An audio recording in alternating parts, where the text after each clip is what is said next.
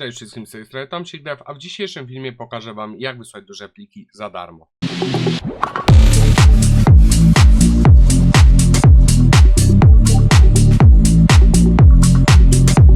Szybki plan odcinka. Po pierwsze, jaki mamy problem. Po drugie, do rozwiązania tego problemu skorzystamy z 7zipa, WeTransfer oraz chmury. Darmowej oczywiście. I teraz tak, problem polega na tym, że w dzisiejszych czasach załączniki potrafią naprawdę mieć duże rozmiary. Poczta jest nadal dostosowana raczej do tych pojemności 20-25 mega, chyba że to są jakieś komercyjne usługi, ewentualnie ktoś ma własną chmurę. W tym wypadku jak możemy przesłać większe pliki, czy to do jakiejś osoby prywatnej, czy to do firmy, czy to do urzędu. W tym odcinku postaram się Wam to przybliżyć. Jeżeli chodzi o te limity załączników poczty, przygotowałem krótką tabelkę. Tak naprawdę jeżeli chodzi o Gmaila czy Outlooka, no to mamy tutaj 25-20 mega, ale mamy jeszcze iCloud Mail 20 mega. Dodatkowo jeszcze wypisałem oczywiście Onet, czy WP Pocztę, czy Interia, czyli to są takie poczty, powiedzmy, darmowe, z których wiele osób korzysta. Mamy jeszcze Proton Maila, czyli tak zwany większy nacisk na prywatność i rzeczywiście jest to bezpieczna skrytka pocztowa. Ona też ma jakby 25 mega, jeżeli chodzi o pamięć. Teraz tak, w przypadku Gmaila, Outlooka czy iCloud Maila mamy tutaj taką sytuację, że w przypadku przekroczenia tego maksymalnego rozmiaru pliku usługa sama w jakiś sposób wysyła te pliki. Co to znaczy? Na przykład Gmail tworzy link do Google Drive'a. Tak samo Outlook tworzy do OneDrive'a. Jeżeli chodzi o rozwiązanie od Apple'a, no to wysyła się większe pliki lecą przez MailDrop. I teraz tak, jeżeli chodzi o na przykład Onet, WP czy Interię, to w tym wypadku nie ma czegoś takiego. Więc te maile zostaną najprawdopodobniej odrzucone i będziemy musieli wysłać je jakoś inaczej. Dobra, pierwszym rozwiązaniem tego programu będzie dla mnie skorzystanie z programu 7zip. Dlaczego? Jesteśmy w stanie, jeżeli mamy jakiś plik, który ma na przykład 100 mega i chcemy wysłać to na przykład Gmailem. Tutaj cofając się do wcześniejszego slajdu, Gmail no to 25 mega, mamy 100 mega, czyli plus minus wysyłamy to w 5 paczkach. Jednego pliku 100 megowego nie bylibyśmy w stanie wysłać, natomiast jeżeli chodzi o paczki, jak najbardziej. To teraz tak, tutaj możemy zastosować kompresję plus podział, w tym wypadku do 24 mega. Zawsze ten 1 mega warto zostawić, no bo sama wiadomość, mimo że mało, to jednak te nagłówki, treść i to wszystko też ma swój rozmiar. I teraz jeśli chodzi o wysyłkę jeszcze samego 7zipa, to dodatkowo zawsze możemy ją zabezpieczyć hasłem, co pokazałem w moim wcześniejszym filmie na temat 7zipa. Pliki, które raz zostaną dostarczone, nie wygasają po jakimś czasie, ani nie potrzebujemy zwolnić miejsca na dodatkowe, chyba że skończy się limit miejsca na poczcie. Dalej idąc, często linki do na przykład do jakichś chmur, WeTransfera czy coś, mogą być zablokowane przez filtry spamowe. Natomiast takie załączniki najczęściej po czasie, jeżeli są przeskanowane i nie zawierają żadnej zawartości, to automatycznie przechodzą. Dobrze, więc zacznijmy od 7zipa. Tak jak mówiłem, teoretycznie będziemy przygotować pliki do wysyłki. Zakładamy, że wysyłamy Outlookiem, ale załóżmy, że chcemy zrobić, aby pliki miały maksymalnie 19 mega. Więc teraz tak, mam tu teraz plik do wysłania, który ma 40 mega. Tutaj mam kilka Exceli. Dodatkowo mam pliki wideo. No i ten poradnik, ten jakby prezentację, którą Wam pokazywałem w odcinku. Teraz tak, zaznaczam sobie pliki. Wchodzę sobie w Windows 11, pokaż więcej, 7zip, dodaj do archiwum. I teraz tak, wprowadzimy sobie hasło, nie jest to bezpieczne hasło, tylko testowe, 1, 2, 3, 4. To jeżeli chodzi o parametry możemy zostawić, ale teraz najważniejsze. Tu mamy coś takiego jak rozmiar woluminów bajty. I teraz tak, wybieramy sobie 10 megabajtów. I teraz chcemy, żeby te paczki były po 19 mega. Więc wpisuję tu 19. OK. I teraz zmieńmy sobie jeszcze format na zipa. Dobra. I teraz stopień kompresji ultra. Rozmiar woluminu 19 mega. Dajemy OK. Czekamy chwilę. Jak widzimy, teraz pliki, które miały łącznie 136 mega, zostały podzielone na 5 plików o rozmiarze 91,4 MB. Najważniejsze jest to, że każdy z tych 4 plików ma po 19 MB i ostatni ma 15,4. I teraz jak to działa? Jeżeli utworzymy sobie nowy folder, nazwę go test, wrzucam i teraz klikam sobie tylko i wyłącznie na pierwszy plik, pokaż więcej, 7zip, wypakuj tutaj. Wpisujemy hasło 1, 2, 3, OK. I jak widzicie, archiwum automatycznie odczytało, że cześć, ja jestem tylko i wyłącznie pierwszą częścią. Czyli zaczyna wypakowywać jakby z tego. Dobra, następne dane są w części 002, następne dane są w części 003, następne są w 004, następne w 005. I automatycznie z tych wszystkich plików, które możemy wysłać teraz za pomocą 5 maili, wysyłamy jakby 5 takich skompresowanych plików. Ktoś, kto je pobierze i wypakuje, mając na uwadze wszystkie części, w tym wypadku zyskuje dostęp właśnie do wszystkich tych plików. Dzięki czemu nie musimy tego jakoś dzielić, zwłaszcza, że tutaj mamy pliki z nagraniami wideo, więc to jest w ogóle już cięższa sytuacja, bo tak naprawdę, żeby je pociąć, to już trzeba by je obrobić, skompresować. Nie jesteśmy w stanie tego zrobić. Jeżeli chodzi o Excel, no tutaj też nie jesteśmy w stanie zbytnio uciąć, bo co, nie usuniemy części danych. Więc tak jak mówię, to jest najbezpieczniejsza metoda. Jeżeli się okaże, że jakiś plik nie dotrze, usuńmy sobie teraz 3 pliki. To jeżeli wejdę, wypakuję do poradnik, wpisuję hasło. Błąd danych, nieprawidłowe hasło. Bo tutaj pliki 3, błędy 2. Tak? I teraz tak, on zakładał, że to jest błędne hasło. Dlaczego on zakładał dlaczego on pokazuje tu błędne hasło? Dlatego, że nie mógł wprowadzić dla pliku 3 i dla pliku 4 jakby tego hasła, bo te pliki nie istnieją. Więc tutaj też automatycznie nam pokazało, że wypakowało tylko plik 1, 2 i 5, czyli dane nie są kompletne. 2 błędy, bo 2 tych plików, które tu powinny być, nie wypakowało. Ważna tutaj rzecz jest taka, że ja korzystam z 7zipa, są różne inne programy. 7zip daje taki dosyć mało mówiący komunikat, brak hasła. Natomiast jeżeli byśmy mieli licencję na WinRAR, czy jakiś inny program, z którego korzystamy do właśnie tworzenia archiwów, logika jest ta sama. Też możemy tam podzielić po prostu ten plik na dany rozmiar, przygotować do wysyłki i wysłać mailem.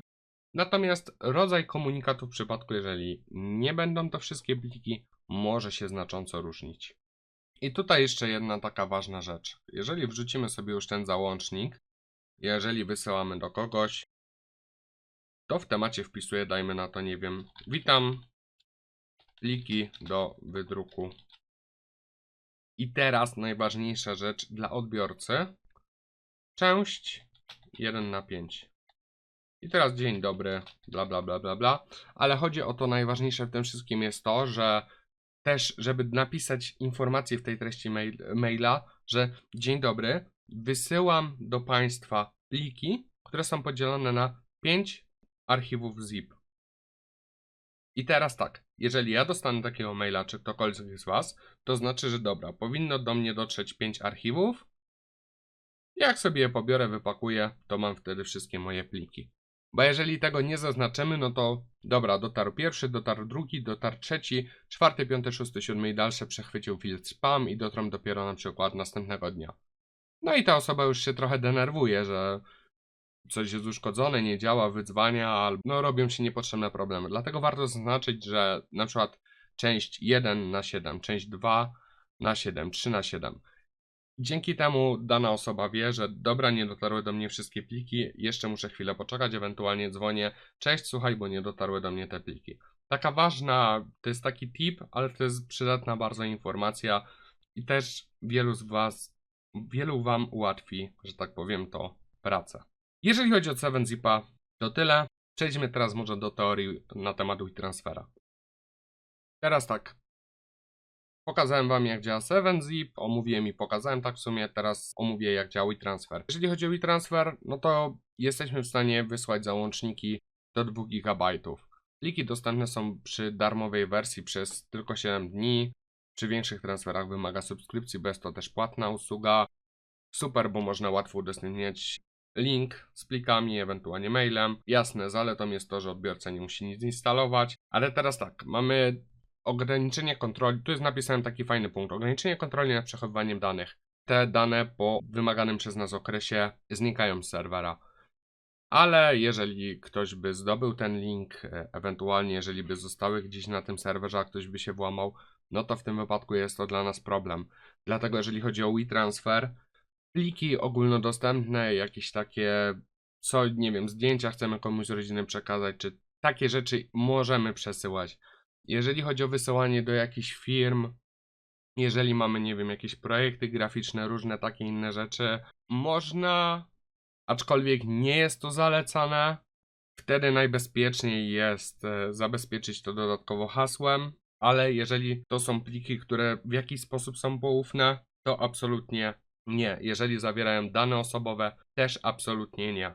Dlatego jeżeli chodzi o WeTransfer, raczej korzystamy w ostateczności i korzystamy, nie wiem, jeżeli chcemy przesłać do wydruku, nie wiem, jakieś materiały reklamowe, jakiś film promocyjny, takie, że tak powiem, ogólnodostępne rzeczy, które w przypadku, jeżeli one wyciekną, nic się nie stanie. Bo oczywiście możemy zaszyfrować ten plik przed wysyłką, ale jeżeli chodzi o zabezpieczenie hasłem, nadal można to zabezpieczenie ściągnąć. Więc jeżeli chodzi o jakkolwiek poufne pliki, które zawierają dane chronione RODO, nie ma szans. Nie korzystamy z tego, szukamy innych rozwiązań. Teraz przejdźmy do WeTransferu. WeTransfer.com. Jeżeli chodzi o tą stronę, to tutaj wejdę sobie w cennik, bo tutaj jest jedna dość duża zmiana. A mianowicie tak. Udostępnienie i odbieranie plików dla wersji darmowej, czyli tej, która nas interesuje, to jest do 3 GB miesięcznie, 10 transferów miesięcznie i transfer nie wygasa już po 7, ale po 3 dniach. Tu jest taka dosyć znacząca zmiana. Natomiast jak skorzystać z WeTransfera? Tutaj klikamy, że akceptujemy i zgadzamy się skorzystać z polityki. I teraz prosi o plik. Więc przejdę sobie tutaj i stworzę sobie plik do wysłania. 7, dodaj do archiwum. Poradnik WeTransfer. Wprowadzę też dla testów hasło 1, 2, 3. Nasz plik po skompresowaniu będzie miał, zaraz zobaczymy, 180 MB. Dobrze, więc przeciągam sobie ten plik. I teraz tak. Wysyłam na polityka@tomsikdev.pl informacje. Mail, z którego wysyłam informacje To jest mój adres e-mail. To jest również mój adres e-mail. Docelowo tu wpisujemy adres e-mail osoby, do której chcemy wysłać. Natomiast najważniejsze jest to, że musimy wpisać twój adres e-mail, ponieważ musimy to potwierdzić. I teraz wpisujemy wiadomość: hej, wysyłam pliki testowe. I teraz tutaj mamy do wyboru ile dni. Możemy wysłać na dzień za darmo, na 3 dni za darmo. Jak widzimy, mamy też tu opcję zachowań na zawsze, rok, 30 dni, ale to są opcje dodatkowo płatne. Więc wybieramy 3 dni. Wysyłamy wiadomość na e-mail publiczny. Tutaj więcej rzeczy można jakby ustawić, ale możemy tutaj też ustawić, fajną rzeczą jest to, żeby ustawić hasło. Więc ustawię sobie 1, 2, 3. Odzyskiwanie. To nam niepotrzebne, bo to służy temu, że jeżeli byśmy mieli wyższy pakiet, to można odzyskać te pliki.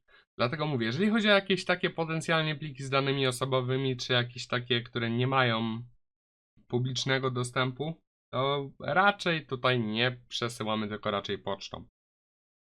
Niby jest tutaj opcja, jeżeli chodzi o kontrolę dostępu, natomiast tak jak mówię, to wymaga już jakby lepszego konta, tego płatnego, a dodatkowo nierzadko zależy nam, aby te pliki po wysłaniu, że tak powiem, już zniknęły z tego publicznego dysku. Dobra. Teraz tak, jak widzimy, po wysłaniu tego pliku zostanie nam jeszcze 2,8 GB transferu. Klikam sobie przenieść. I teraz potrzebny nam jest kod weryfikacyjny. Dobrze, i teraz jak wygląda taki mail? O, dostaliśmy na informację, oto Twój kod weryfikacyjny, będzie on ważny 30 minut. Dlatego ważne jest, aby tutaj wprowadzić swój dobry adres e-mail, jeżeli chodzi o wysyłkę. O, coś jest nie tak. Możliwe, że jeszcze raz zaraz dostaniemy kod.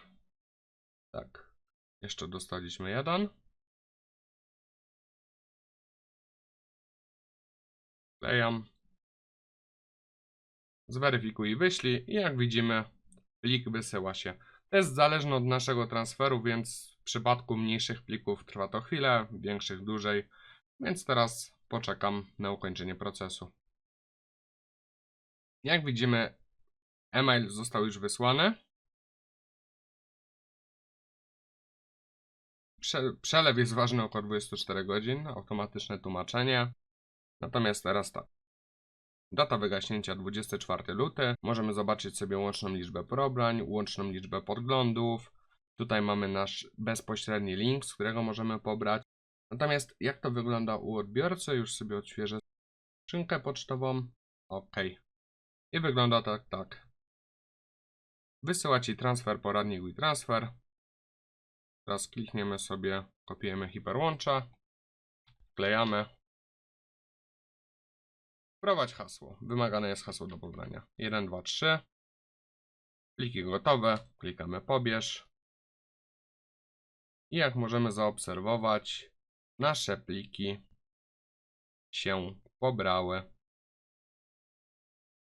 I to tak naprawdę tyle, jeżeli chodzi o WeTransfera. Jak widzimy, że w łatwy sposób jesteśmy przekazać pliki do nawet 3 GB. Większość skrzynek pocztowych przeważnie WeTransfer traktuje dobrze. Jeżeli chodzi o skrzynki firmowe, nie zawsze. Często może być tak, że na przykład jakieś firmy mają na przykład wykupionego WeTransfera, gdzie wysyłają link, na który wrzucamy pliki.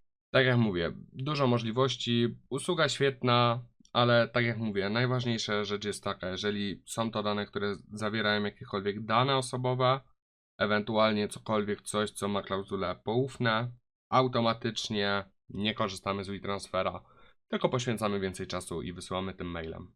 I teraz tak, ostatnia rzecz jaka mi została, to skorzystajmy z chmury.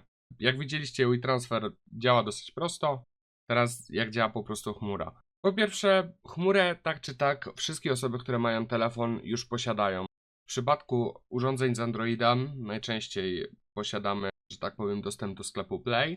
Jeżeli mamy dostęp do sklepu Play, automatycznie musimy mieć konto Google. Jeżeli mamy konto Google, to mamy darmową chmurę, która ma 15 GB, która też może przechowywać informacje tak jakby o podstawowej konfiguracji telefonu. Zalicza się do tej darmowej pamięci, możemy tam trzymać kopię zapasową. Ale też możemy przesyłać zdjęcia, ale również możemy ją wykorzystać do przesyłania w bezpieczny sposób różnych plików, jeżeli jest nam to potrzebne.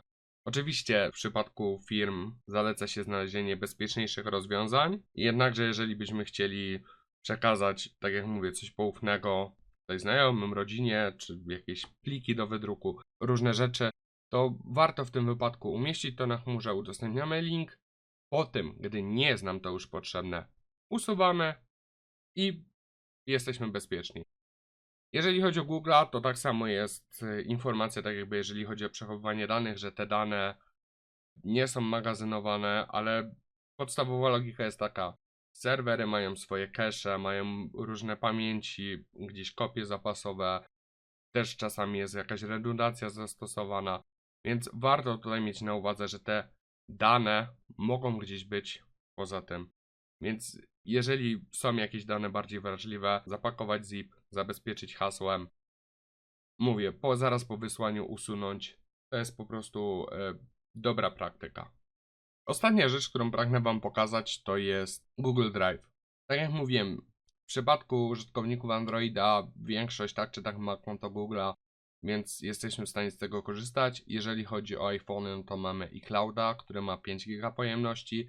Jeżeli tylko nie mamy go zawalonego, tak samo jak Google Drive, możemy go wykorzystać do przesyłania, do udostępniania innym plików. Tak jak mówię, można też skorzystać, jakby są różne chmury, które my możemy kupić, czy OneDrive'a, którego też de facto ja posiadam i można tam udostępniać pliki. No najważniejsza zasada jest taka, że po pierwsze te dane są tak zabezpieczone, jak zabezpieczony jest serwer, czyli w tym wypadku liczymy na to, że operator, czyli firma, która zajmuje się danym hostingiem, dba o te zabezpieczenia. A drugą rzeczą jest to tak bezpieczne, jak my zabezpieczymy konto, czyli czy mamy podwójną weryfikację, czy mamy bezpieczne hasło, czy pilnujemy, żeby te hasła były różne dla innych usług, nie udostępniamy tych haseł publicznie, zwracamy uwagę na dziwne logowania.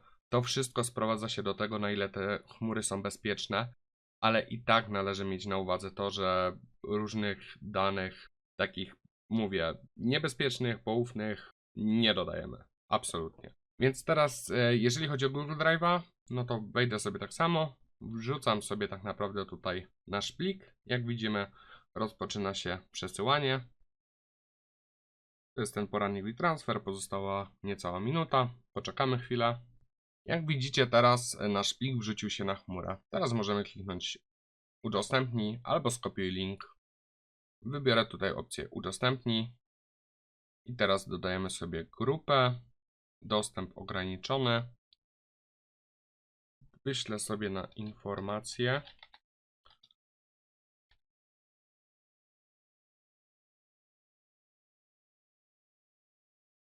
Informacje małpa.tomsikdev.pl. Plik do sprawdzenia. Edytujący. Możemy wybrać na przeglądający, komentujący. Zostawię tutaj edytujący. Klikam wyślij. Udostępnij mimo to. I jak widzimy, mamy tutaj przy pliku, że został udostępniony. Teraz chwilkę zaczekamy. I dostaliśmy na maila informację, że Patryk Tomasik udostępnia Ci plik. I to tyle. Tak naprawdę, jeżeli chodzi o udostępnianie plików z wykorzystaniem chmury.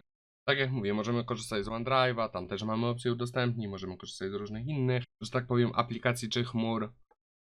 Logika w 90% jest taka sama, różni się tylko, że tak powiem, wygląd interfejsu i to, w jaki sposób przychodzą maile, informacje i inne rzeczy. Dobra, jeżeli chodzi o wysyłanie za pomocą chmury, to mamy, więc myślę, że zbliżamy się do końca. Teraz taka najważniejsza niepisana zasada. W przypadku firm, jeżeli macie problem z wysyłką dużych plików, zgłoście to bezpośrednio do działu IT lub do bezpośredniego przełożonego. Możliwe, że istnieje jakieś narzędzie, dzięki któremu w bezpieczny sposób możecie przekazać te pliki, bo często są to pliki, które stanowią jakąś tajemnicę handlową lub po prostu zawierają dane, które niekoniecznie chcemy przekazywać tutaj bez żadnego zabezpieczenia. Więc najważniejsza rzecz jest taka, że po pierwsze robimy klasyfikację, jeżeli są to w jakikolwiek sposób dane wrażliwe, nie możemy ich przekazać jakimikolwiek WeTransferami czy tutaj przez prywatną chmurę, tylko po prostu zgłaszamy problem. Tutaj dział IT albo udostępni jakieś narzędzie, ewentualnie oni postarają się rozwiązać problem. Alternatywnie bezpośredni przełożony, tutaj dobrze też jest wysłać maila, żeby mieć podkładkę. Wysyłamy informację, że potrzebujemy wysłać taki plik, niestety przez pocztę nie przechodzi, co możemy z nim zrobić. Żeby tutaj, tak jak mówię, bezpieczeństwo danych w dzisiejszych czasach jest bardzo, bardzo ważnym aspektem i mimo wszystko jako pracownicy to od nas zaczyna się, że tak powiem, cała ta ścieżka, czy my o to tak naprawdę dbamy, bo szkolenie IT i wszystkie inne rozwiązania to jedno, ale to czy pracownik czasami, że tak powiem, się dobrze zastanowi, co chce wysłać i dlaczego to nie powinno trafić w niepowołane ręce, jest ważne. Dlatego te dane się szyfruje, czy przesyła odpowiednimi katalogami.